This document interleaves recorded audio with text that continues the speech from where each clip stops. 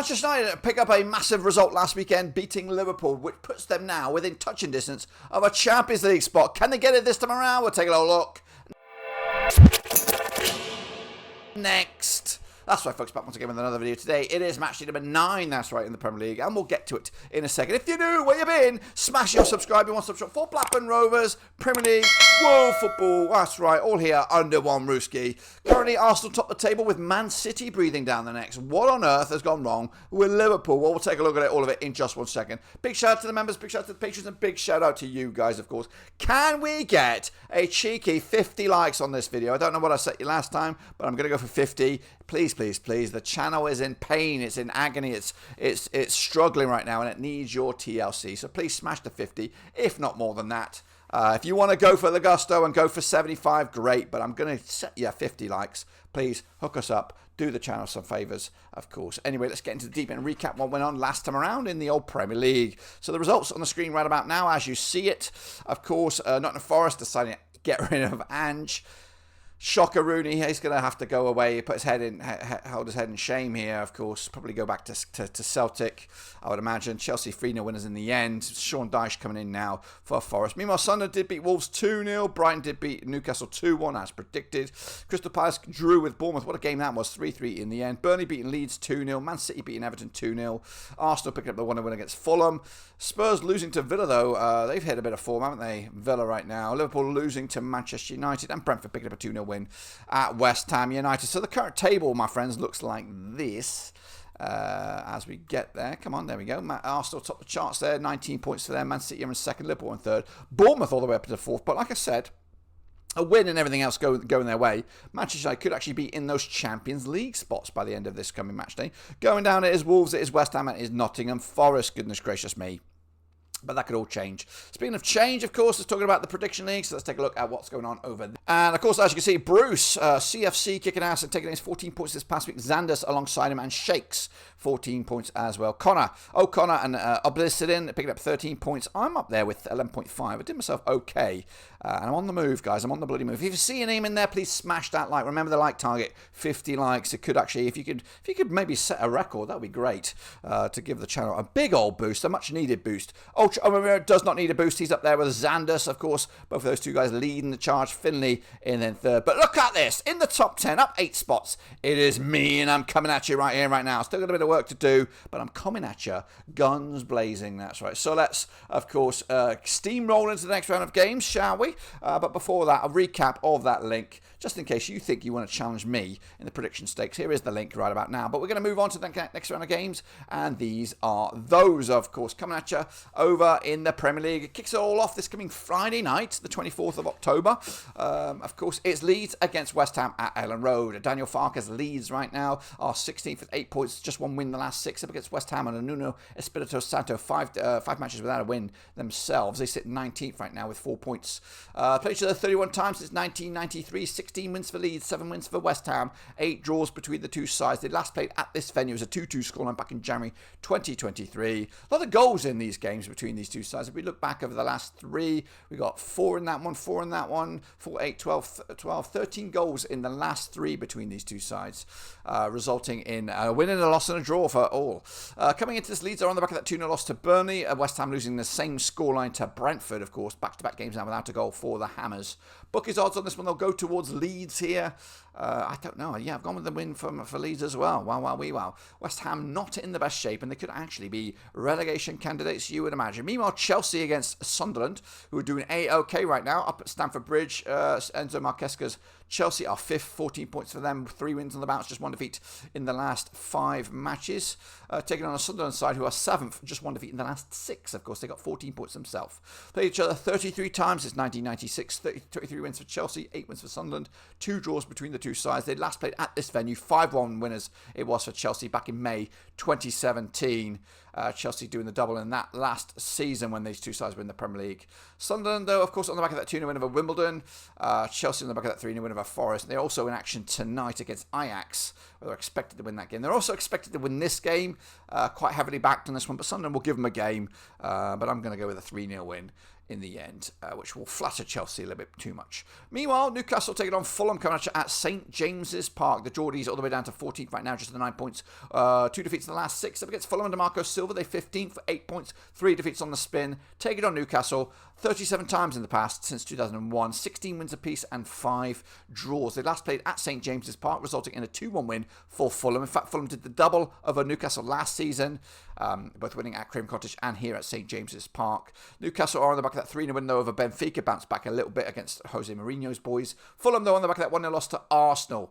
The bookies for this one, they'll go with the Geordies. They should bounce back. They should win this game. Gone with the 2-0 win. Maybe they can start their season right now, start climbing up towards the top end of the table. Meanwhile, the Manchester United are on free-flowing form at the moment. 3 wins at the last 4 up against the Brighton side, who are unbeaten in the last 5. This is at Old Trafford coming at you, where these two sides have played 19 times in 2017. 11 wins for United, 8 wins for Brighton. There's been no draws. Man United are 9th right now, 13 points for them, up against the Brighton side, who are 10th with 12 points, of course. Last time that they played over at this venue, it resulted in a 3-1 win for Brighton, who did the double over Manchester United last season. Brighton are on the back of that 2-1 win over Newcastle. Manchester United on the back of that 2-1 win over Liverpool at Anfield. What result that is. Coming into this Manchester United, massively fancy for this one.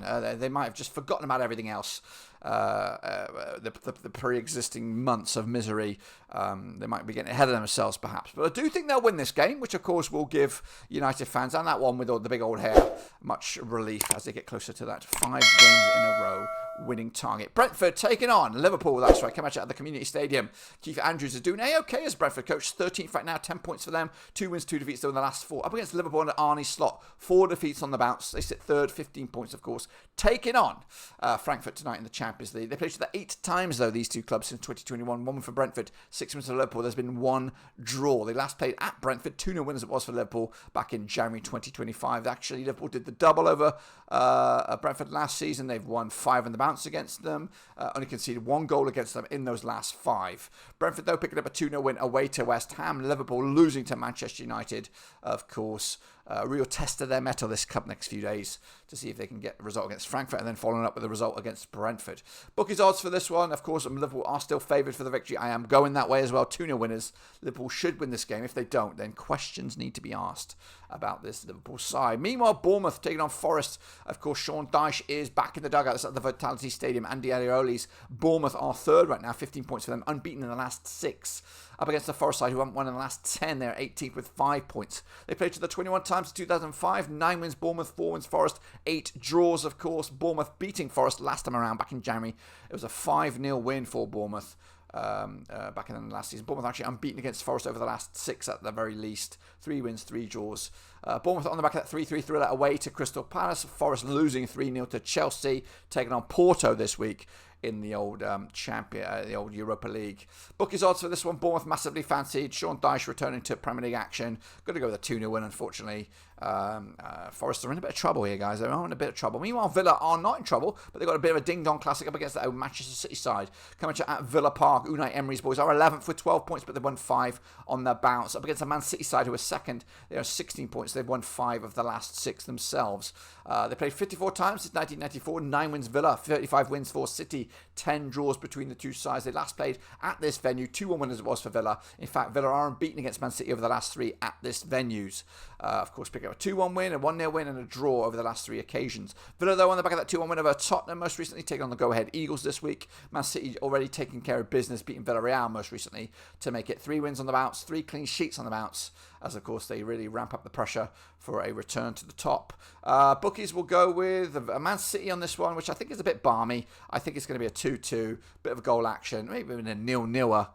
Because matey boy has been pretty solid at the back. Arsenal take it on Palace, of course, in an all-London affair. That's right, the Emirates. Arsenal and Mikel Arteta are top of the table right now. They've won 6 on the bounce, so looking pretty good right now. 19 points for them. Up against the Palace side, who've dropped down to 8th. 13 points for them. Back-to-back games now without a win. They played Arsenal 31 times since 1994. 18 wins for the Gunners, 4 wins for the Palace, and 9 draws, of course. Last played at this venue, 2-2 it was back in April 2025.